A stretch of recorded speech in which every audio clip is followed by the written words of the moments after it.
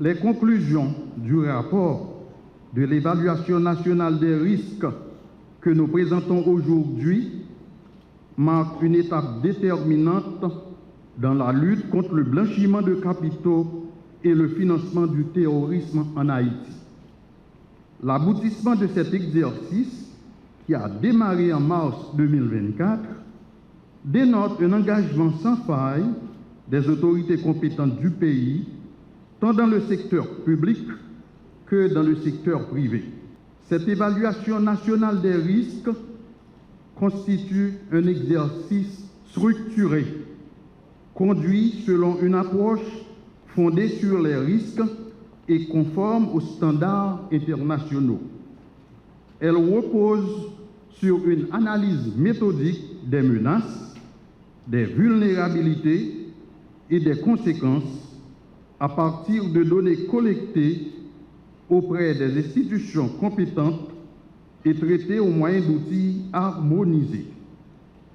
Les résultats ne procèdent pas d'une appréciation subjective, mais d'un processus documenté, encadré et validé collectivement.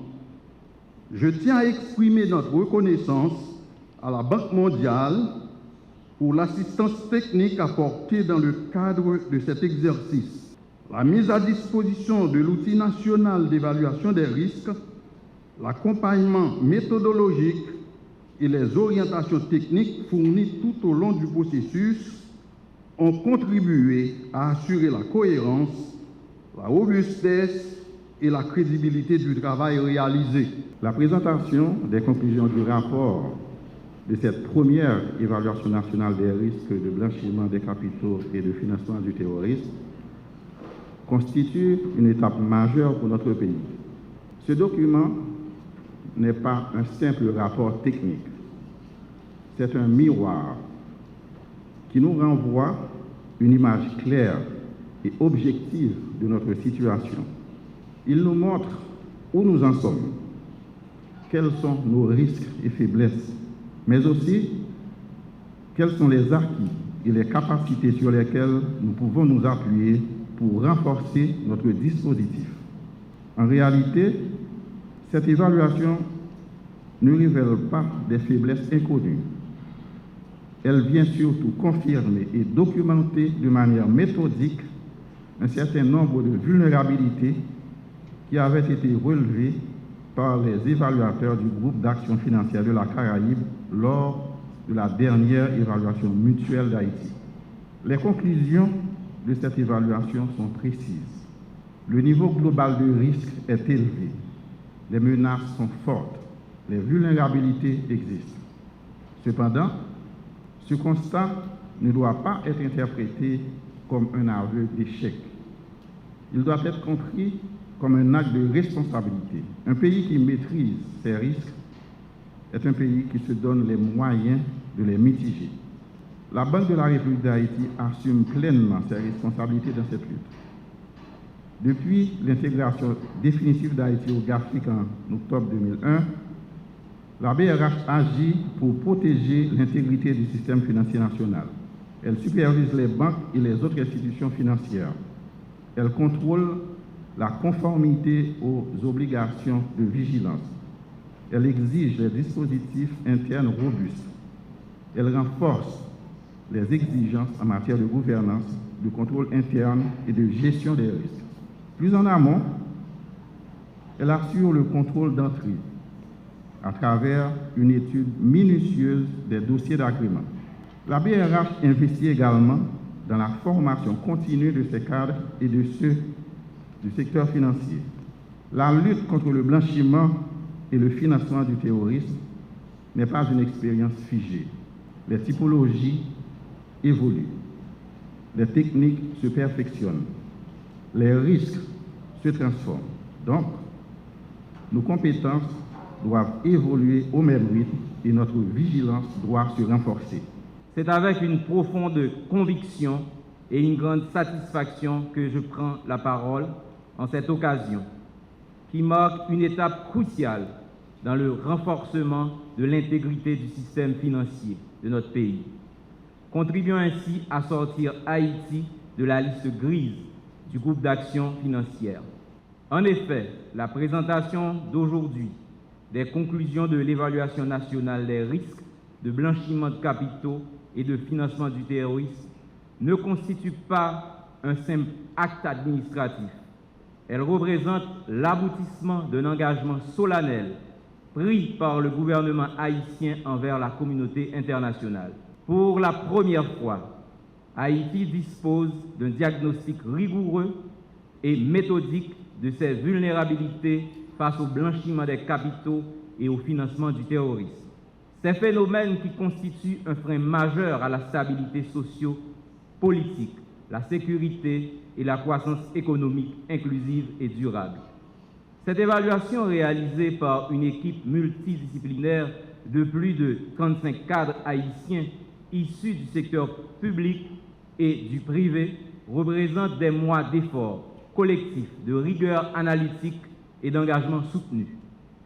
Mesdames, Messieurs, le ministère de l'Économie et des Finances est particulièrement satisfait d'avoir coordonné la conduite du processus de l'évaluation nationale des risques de concert avec la Banque de la République d'Haïti. Pendant un peu plus de 18 mois, permettez-moi d'adresser à juste titre des remerciements à la Banque mondiale pour son appui méthodologique constant et déterminant tout au long de cette période. Je tiens également à saluer le travail remarquable du comité de coordination de l'ENR, dont le dévouement et la rigueur ont été essentiels à la réussite de ce processus. Je salue également enfin l'engagement des membres des groupes de travail ainsi que des leaders de groupe dont les contributions ont rendu possible l'aboutissement du processus d'évaluation.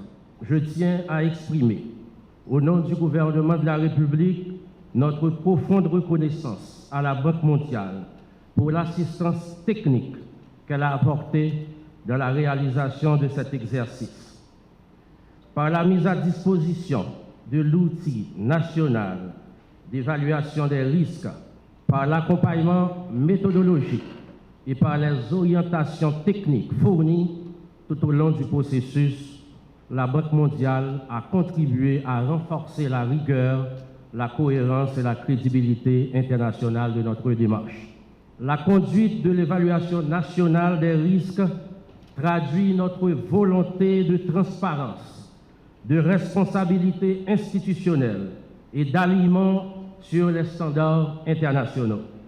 Elle atteste de notre contribution dans la préservation du système financier international.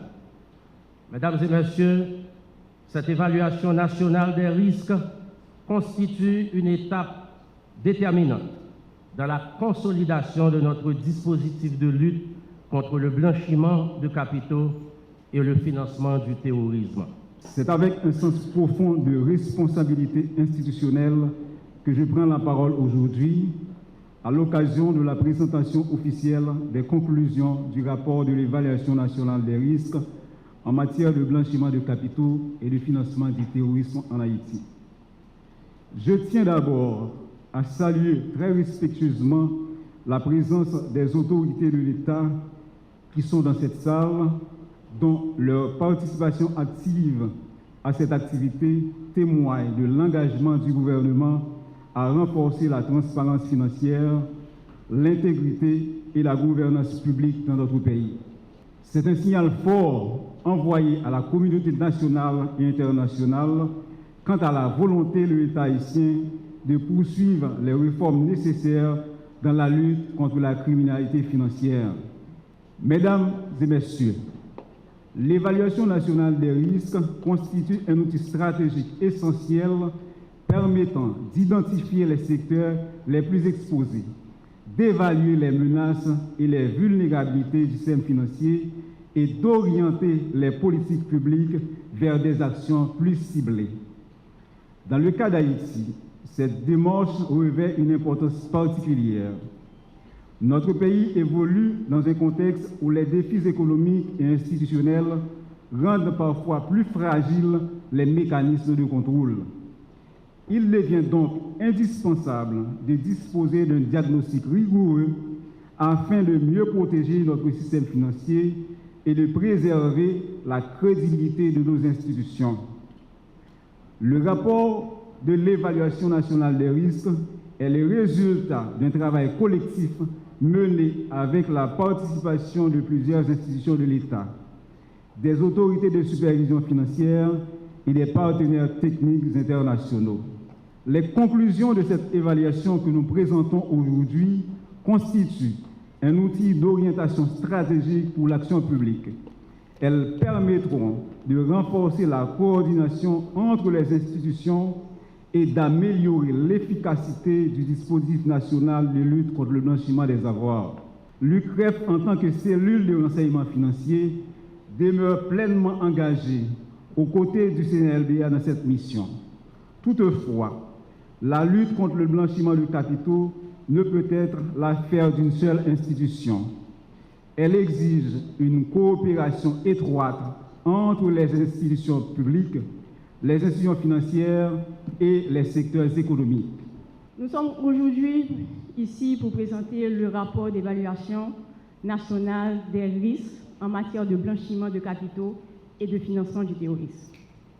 Ce rapport n'est pas un simple document, c'est également une feuille de route stratégique pour protéger notre économie, pour que notre économie soit intègre et soit crédible aux yeux de l'international, aux yeux de nos partenaires et aux yeux des investisseurs. C'est très important que les actions soient menées pour enlever Haïti de la liste grise. Donc, les axes stratégiques prioritaires que nous avons élevés, en premier, une politique et une stratégie nationale. Donc, il faudrait au niveau national que nous soyons sensibilisés davantage à cette lutte. On doit aussi travailler sur la formation et le professionnalisme des personnes, notamment des autorités d'enquête. La mise en place du BUGAS, le Bureau de gestion des avoirs saisis et confisqués. Là, le décret de 2023, justement, a institué le BUGAS, mais par contre, ce n'est pas encore opérationnalisé. La modernisation du cadre juridique des EPNFD, le renforcement du secteur des assurances. Le secteur des assurances, il faudrait peut-être qu'on ait une loi un petit peu plus moderne, actualisée. Notre loi est un petit peu trop désuète. Donc, les prochaines étapes, les actions, c'est pouvoir traduire ce diagnostic en action. Donc, on a pu les mesurer, les institutions doivent être sensibilisées, nous avons des échéances, nous devons pouvoir travailler pour pouvoir maintenir ces échéances.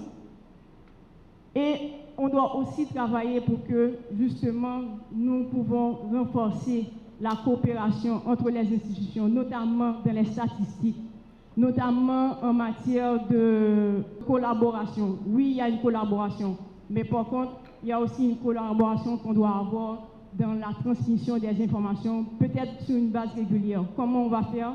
Donc, nous devons travailler sur ça.